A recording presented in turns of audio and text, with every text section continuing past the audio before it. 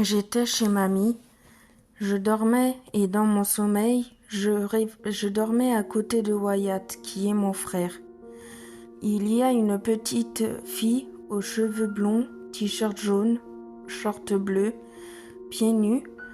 Elle nous a posé la question « Est-ce que vous avez à manger pour mon animal ?» On lui a dit qu'on n'avait pas à manger.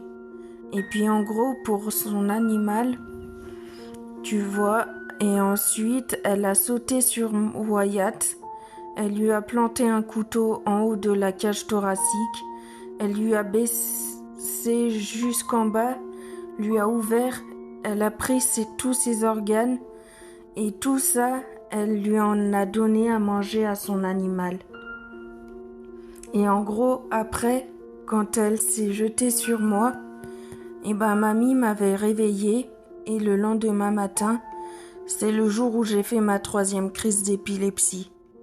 La nuit où papy est décédé. Et on m'avait dit que cette petite fille avait un animal, que c'était un chat blanc et qu'elle m'observait.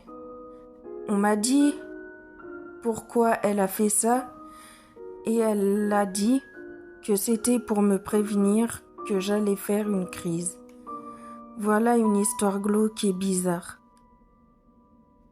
Histoire numéro 2. Avant la naissance de mon frère, ma mère était avec des amis dans sa chambre.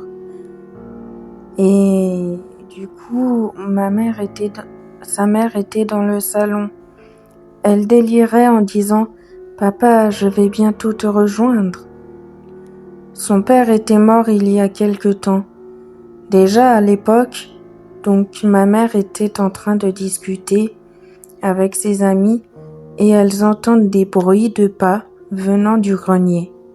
Sauf que le bois du grenier était pourri, donc on pouvait pas se déplacer dessus. Ma mère va voir à l'entrée du grenier pour voir s'il y avait pas quelque chose, mais rien. Elle retourne dans sa chambre et les bruits de pas recommencent. Et elle se souvient de ce qu'a dit sa mère. Elle commence à dire « Papy, si c'est toi, arrête ». Il n'a plus jamais eu de bruit de pas. Histoire numéro 3. Un jour, j'étais petite. Il y avait un genre de limace renard et à 3 mètres, il y avait des bruits super chelous dans mon oreille. Il y a quelqu'un qui disait des trucs comme des espèces de souffles. Au final, j'arrive à m'endormir, mais je pouvais plus parler, plus respirer, plus bouger. Et je sentais une présence à côté de moi. Voilà.